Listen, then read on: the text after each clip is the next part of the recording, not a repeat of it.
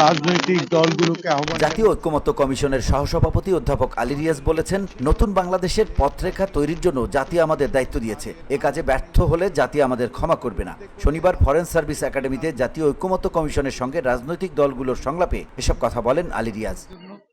যাতে করে তারা পরস্পরের সঙ্গে শুধু পরিচিতই হন তা নয়, তার পাশাপাশি তিনি বলেন, দীর্ঘদিন সংগ্রাম ও অনেক প্রাণের বিনিময়ে আমরা এখানে এসেছি। 6টি কমিশনের প্রস্তাবে সেই পথরেখার কথা উল্লেখ আছে। এখন আমাদের কাজ সুপারিশের বিষয়ে ঐক্যমত্য তৈরি, বাস্তবায়নের পথ পদ্ধতি তৈরি করা। রাষ্ট্রের সংস্কার চলমান প্রক্রিয়া উল্লেখ করে তিনি বলেন, শুরু না করলে সেই প্রক্রিয়া অগ্রসর হবে না।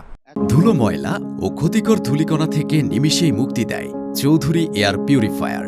এর শক্তিশালী সাকশন ঘরের কোনায় কোনায় লুকিয়ে থাকা সকল ধুলা টেনে ফিল্টার করে এবং বের করে আনে নির্মল ও স্বাস্থ্যকর হাওয়া।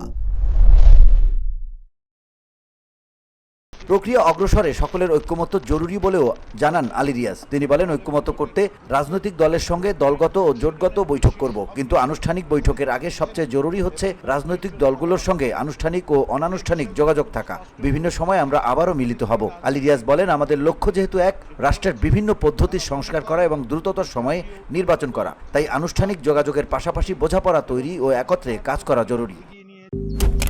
মালয়েশিয়ান প্রযুক্তিতে তৈরি অত্যাধুনিক cleaning machine modern vacuum cleaner যে কোনো ধরনের ধুলো ময়লাকে পরিষ্কার করে ঘরকে করে তুলুন চকচকে ও আকর্ষণীয়।